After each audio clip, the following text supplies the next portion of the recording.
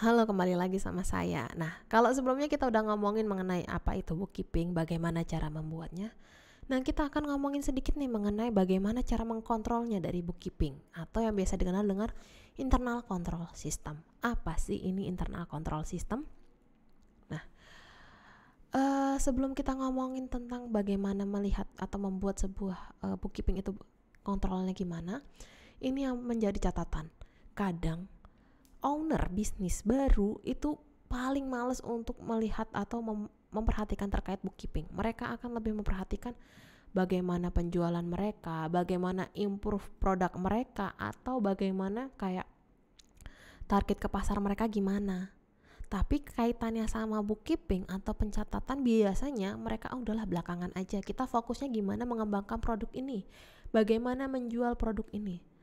Tetapi kalau misalnya itu tidak dilakukan atau tidak dikesampingkan oleh yang namanya pebisnis, itu justru akan menjadi salah satu hambatan mereka untuk menjalankan bisnis mereka.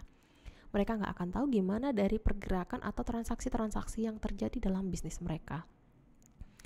Nah, ada beberapa hal yang bisa dilakukan untuk membuat sebuah bookkeeping ini benar atau enggak.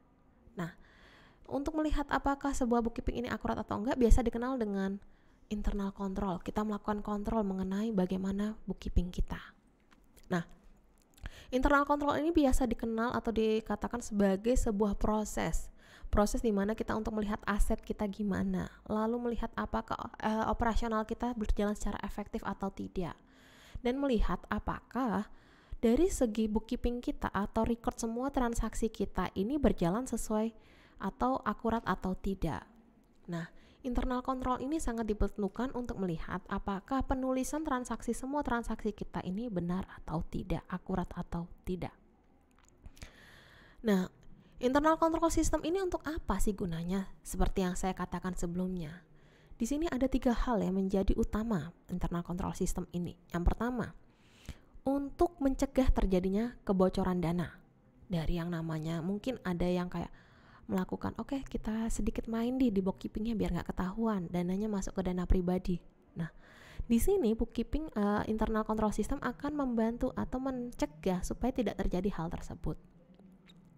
Yang kedua, internal control system ini akan membantu mengoptimalkan dari segi operasionalnya seperti apa.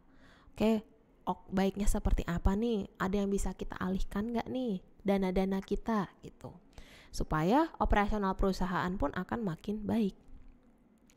Dan yang ketiga, internal control system akan membantu dalam pembuatan financial reporting, dalam laporan keuangan kita. Gimana sih supaya laporan keuangan kita ini sesuai dan akurat. Nah, tapi kalau kita berbicara tentang internal control system, ini tergantung dari besaran perusahaannya. Mungkin kalau kita ngomongin tentang perusahaan yang sudah besar, mereka sudah punya sistem, internal kontrolnya sangat-sangat luar biasa. Tapi di satu sisi kalau masih perusahaan kecil, masih startup, internal control sistemnya juga pasti akan mengikuti perusahaan.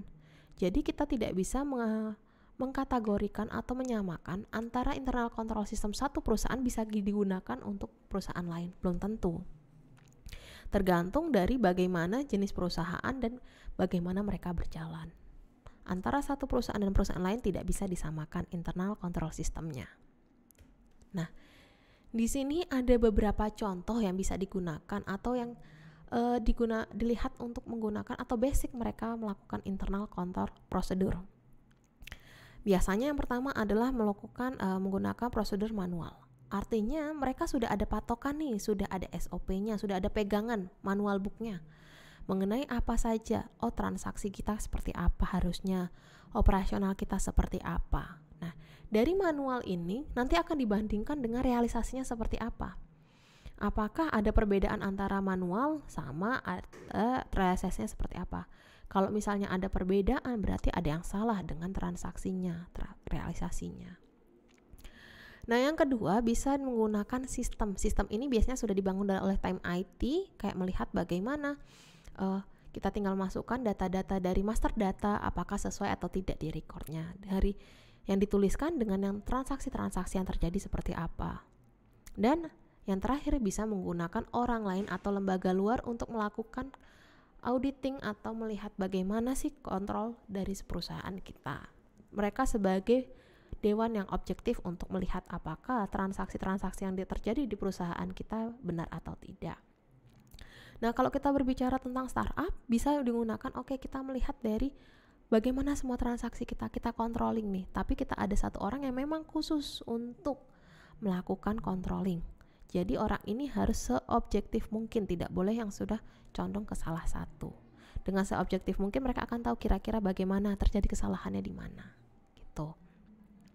Nah, internal control akan membantu perusahaan menjadi lebih reliable dan lebih efektif dalam membuat sebuah laporan keuangan. Laporan keuangannya akan lebih kayak akurat nih dengan adanya internal control. Karena kita tahu kira-kira kesalahan yang terjadi di mana saja. Nah, gimana sih cara bekerjanya internal control ini? Yang pertama, internal control ini dari segi melakukan edit atau melihat, mengecek data entry kita.